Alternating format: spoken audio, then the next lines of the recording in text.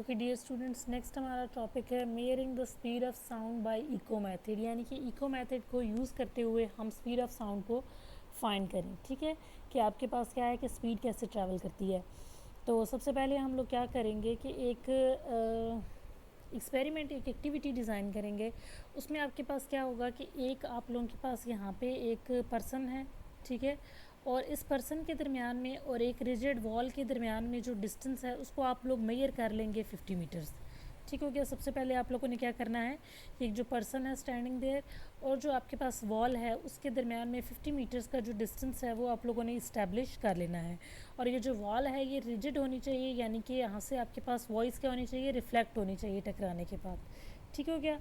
और इसकी वजह से क्या होना चाहिए कि जो आपके पास इको प्रोड्यूस हो वो आपके पास बैकवर्ड जो है वो मूव करे। अब आप लोगों ने क्या करना है कि एक क्लैप करनी है इस पर्सन ने यहाँ से। जब ये क्लैप करेगा तो आपके पास साउंड प्रोड्यूस होगी। वो साउंड वो ट्रैवल करके आपके पास यहाँ पे पहुँचेगी इस वॉल तक, और फिर आपके पास क्या होगा कि रिफ्लेक्ट होकर दोबारा यहाँ तक इस पर्सन तक पहुँचेगी। तो आप लोगों को यहाँ से पता चल गया है कि आपके पास जो आपकी वॉल है ये क्या है, एक रिफ्लेक्टिंग सरफेस है और आपके पास यहाँ से इको प्रोड्यूस हो रही है। अब आप लोगों ने क्या करना है कि थोड़े थोड़े वक्फे के बाद अगर ये जो पर्सन है ये क्लैप करे, से अगर ये 10 टाइम्स क्लैप करेगा तो आप लोग देखेंगे कि जब आप क्लैप कर चुके होंगे उसके बाद आप लोग स्टॉप वॉच को ऑन कर देंगे। स्टॉप वॉच को ऑन करने के बाद आप लोग पहली क्लैप की को सुनेंगे, दूसरी की, तीसरी की और 10th की। ठीक है, लेकिन आप लोगों ने स्टॉप वॉच जो थी वो 10th क्लैप पे जो है वो स्टार्ट की थी। तो आप लोग जब 10th क्लैप की इको को सुनेंगे तो उस टाइम को आप लोग नोट कर लेंगे। ठीक हो गया। तो आपके पास क्या होगा कि डिस्टेंस जो आपकी वॉइस ने ट्रैवल किया दैट इज़ कि यहाँ से यहाँ तक 50 मीटर और फिर यहाँ से यहाँ तक 50 मीटर्स। तो डिस्टेंस जो आपकी वॉइस ने ट्रैवल किया वो आपके पास हो गया 100 मीटर्स।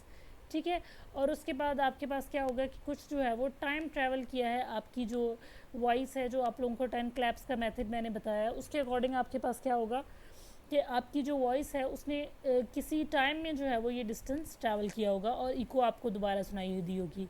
तो फिर आप क्या कर सकते हो कि डिस्टेंस आप लोगों को पता है, टाइम आप लोगों ने स्टॉप वॉच से नोट कर लिया है 10 क्लैप का जो अब मैंने आप लोगों को एक बताया है, से 10 क्लैप आप 20 भी कर सकते हैं अपनी कन्वीनियंट के लिए। तो आपके पास टाइम भी आ गया, डिस्टेंस भी आ गया। अब आप लोगों ने क्या करना है कि वेलोसिटी को फाइंड करने के लिए S is equal to v t का जो फॉर्मूला है वो यूज़ करना है। इस फॉर्मूले को जब आप यूज़ करेंगे तो v को एक साइड पे रख लेंगे, दूसरी साइड पे आप लोग डिस्टेंस के साथ टाइम को डिवाइड कर देंगे, तो यहाँ से आपके पास वेलोसिटी आ जाएगी। ठीक है, जो भी आप लोगों के पास डिस्टेंस है से 100 मीटर और जितना टाइम आप लोगों के पास क्या है ट्रैवल किया है जो आपकी वॉइस है उसने और इको प्रोड्यूस हुई है उसका, तो आप उसको डिवाइड कर लेंगे और यहाँ से आपके पास वेलोसिटी की वैल्यू जो है वो आ जाएगी। नेक्स्ट जो हमारा टॉपिक है that is noise pollution.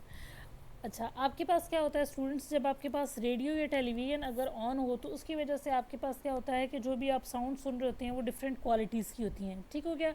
Sometime अगर आपके पास कोई म्यूज़िकल प्रोग्राम लगा हुआ है तो म्यूज़िकल प्रोग्राम में आपके पास जो वॉइसेस होती हैं, जो साउंड्स होती हैं वो म्यूज़िकल इंस्ट्रूमेंट की होती हैं, such as flute, harmonium, violin, drum etcetera. ये सारी वॉइसेस क्या होती हैं आपके पास, क्या होती हैं उन इंस्ट्रूमेंट्स की वजह से आपके पास पहुंच रही होती हैं ये वाली साउंड्स। ठीक हो गया। तो ये जो साउंड्स जो होते हैं, जो ऐसी इंस्ट्रूमेंट जो ऐसी साउंड को जो कास्ट कर रहे होते हैं, इन साउंड्स को हम लोग कहते हैं कि आपके पास क्या होती हैं, प्लेजेंट इफेक्ट डालती हैं आपके ईयर्स के ऊपर। ठीक हो गया। तो जो आपके पास साउंड्स प्रोड्यूस हो रही होती हैं म्यूज़िकल इंस्ट्रूमेंट की वजह से, वो आपके कानों को एक प्लेजेंट इफेक्ट दे रही होती हैं। और ऐसी जो वॉइसेस होती हैं, जो प्लेजेंट वॉइसेस होती हैं, ये प्लेजेंट जो साउंड्स होती हैं उनको आप लोग म्यूज़िकल साउंड्स कहते हैं। ठीक हो गया। इसी तरह आपके पास कुछ ऐसी वॉइसेस होती हैं जो अनप्लेजेंट होती हैं। ठीक हो गया, जो आपके ईयर्स को जो है वो अनप्लेजेंट लग रही होती हैं। जैसे कि आपके पास हैवी मशीनरी की होगी, स्लैम कर रहे हैं डोर को, उसकी वजह से जो वॉइस प्रोड्यूस हो रही है। उसके बाद ट्रैफिक की जो आपके पास साउंड है, नॉइस है, ये सारे आपके पास क्या होती हैं कि अनप्लेजेंट साउंड्स होती हैं। जो अनप्लेजेंट साउंड्स होती हैं जिनको आप सुनना नहीं चाहते होते, जो आपके जो ईयर्स हैं उनको वो अनप्लेजेंट लग रही होती हैं, ऐसे साउंड्स को हम लोग नॉइस कहते हैं। ठीक हो गया। Sound which has jarring and unpleasant effect on our ear is called noise. ठीक है, नॉइस आपके पास कैसे प्रोड्यूस होती है, जब भी आपके पास मीडियम में बहुत इरेगुलर और सडन वाइब्रेशंस हो रही होती हैं तो उसकी वजह से जो आपके पास साउंड प्रोड्यूस हो रही होती है उसको आप लोग नॉइस कहते हैं। और जो आपके पास नॉइज़ पोल्यूशन है वो एक मेजर कंसर्न बन चुका है, मेजर इशू बन चुका है बिग सिटीज़ के अंदर। क्योंकि बिग सिटीज़ के अंदर आपके पास क्या होता है कि जो साउंड्स होती हैं वो ज़्यादा नॉइशियस होती हैं, ठीक है, ज़्यादा नॉइस प्रोड्यूस कर रही होती है, जैसे कि ट्रांसपोर्टेशन इक्विपमेंट्स होते हैं, गाड़ियाँ, ट्रैफिक, उसके अलावा जो आपके पास हैवी मशीनरी होती है, आपके पास जो इंडस्ट्रीज़ होती हैं, उन सब की साउंड्स, ये सब साउंड्स मिल के एक बहुत अनप्लेजेंट इफेक्ट पैदा कर रही होती हैं, और जिस इफेक्ट को हम फिर नॉइज़ पोल्यूशन कहते हैं।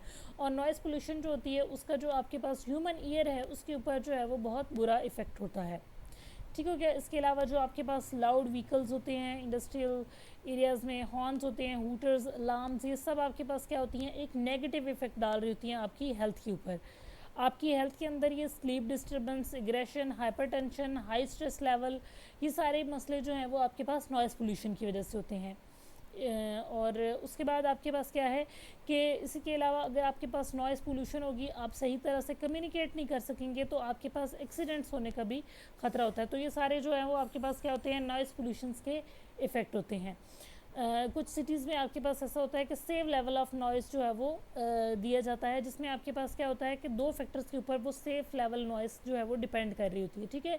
एक तो आपके पास क्या है कि जो भी अनप्लेजेंट वॉइस है उसका वॉल्यूम क्या है, और दूसरा ये है कि आप कितने टाइम से उसको सुन रहे हैं, ठीक हो गया। ये दो चीज़ें भी इफ़ेक्ट करती हैं नॉइज़ के आपके ऊपर, हेल्थ के ऊपर। अगर आपके पास जो भी डिस्टर्बिंग साउंड है, अगर उसका वॉल्यूम कम है और आप थोड़ी देर के लिए अगर जस्ट उसको सुन रहे हैं तो फिर उसका कम इफेक्ट होगा, लेकिन अगर आप इसी तरह की वॉइसेस को ज़्यादा देर के लिए सुन रहे हैं तो उसका ज़्यादा बुरा इफेक्ट जो है वो आपके ऊपर पड़ेगा, ठीक है। तो जो आपके पास सिटीज़ हैं उनके अंदर जो नॉइस लेवल, जो सेफ़ लेवल रिकमेंड किया जाता है वो 85 टू 90 डेसिबल्स का किया जाता है, यानी कि जो आपकी साउंड है, जो आपकी नॉइस है वो इस लेवल से ऊपर नहीं बढ़ेगी, क्योंकि इस लेवल से अगर वो ऊपर बढ़ेगी तो नॉइस पोल्यूशन बहुत ज़्यादा हो जाएगी और वो लोगों की सेहत के ऊपर, लोगों के मेंटल हेल्थ के ऊपर बहुत ज़्यादा नेगेटिव इफ़ेक्ट को डालेगी।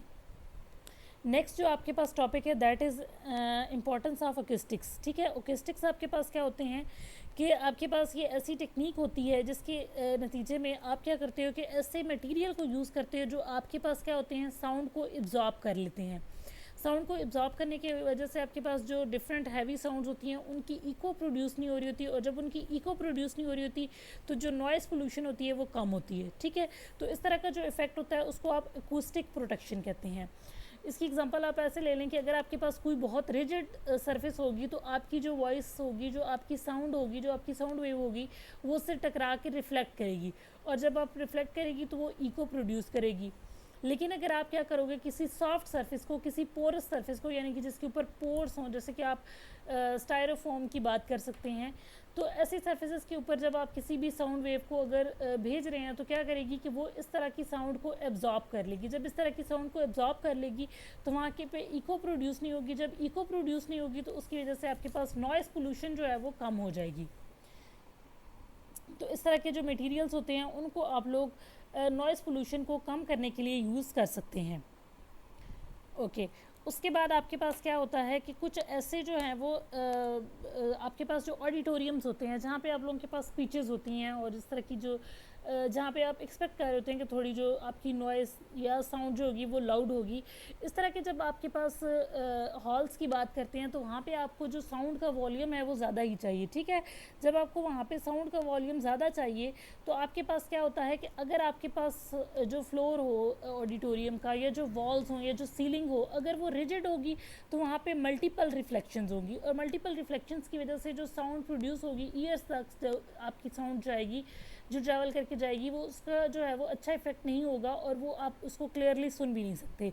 तो ये जो मल्टीपल रिफ्लेक्शंस होती हैं जो रिजिड बॉडीज़ के वजह से हो रही होती हैं, तो इस तरह की जो मल्टीपल रिफ्लेक्शंस होती हैं साउंड की, इनको रिवर्बरेशंस कहते हैं, ठीक हो गया। तो लेक्चर हॉल में इस तरह जो लेक्चर हॉल होते हैं, ये जो ऑडिटोरियम्स होते हैं, वहाँ पे ये इफ़ेक्ट क्लियरली देखा जा सकता है।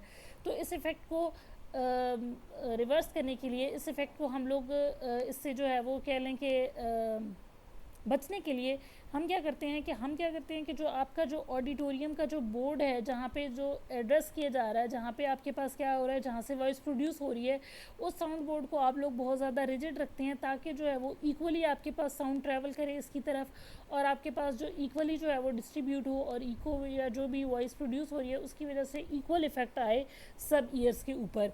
और उसके अलावा जो सीलिंग होती है उसको भी कर्व बनाया जाता है, ताकि आपके पास क्या होता है कि जब सीलिंग से आपके पास साउंड रिफ्लेक्ट हो तो भी वो क्या है, यूनिफॉर्मली डिस्ट्रीब्यूट हो। तो यहाँ से आपके पास क्या है कि जो साउंड के डिफरेंट इफ़ेक्ट हैं, नॉइज़ के हैं, या जो भी आप लोगों के पास क्या है कि जो भी आप साउंड को यूज़फुल बनाना चाह रहे हैं, उन सबको आप लोग जो है वो उसकी इको और उसकी रिफ्लेक्शन की बेस के ऊपर सेट कर सकते हैं। ठीक है, अगर किसी जगह पे आप लोग वॉइस को नहीं चाह रहे सुनना, तो वहाँ पे आप लोग क्या करेंगे कि पोरस सर्फेसिस को लाइक कारपेट या इस तरह की जो सॉफ्ट सर्फेसिस होती हैं उनको आप लोग पुट कर देंगे। उसकी वजह से क्या होगा कि जो साउंड होगी एब्जॉर्ब हो जाएगी। और अगर आप लेक्चर हॉल और इस तरह की बातें इस तरह की जो चीज़ है उनकी बात कर रहे हैं, तो वहाँ पे आप लोगों को क्या होगा कि फिर रिजिड सर्फेसिस का जो स्ट्रक्चर है उसको डिज़ाइन करना पड़ेगा कि ताकि आपके पास जो रिफ्लेक्शंस हों वो सब डायरेक्शन में इक्वल हों, और आपके पास जो है वो किसी एक डायरेक्शन में इको या किसी एक डायरेक्शन में आपके पास नॉइस ना हो, बल्कि जो लाउड वॉल्यूम है वो सब लोगों को इक्वली सुनाई दे।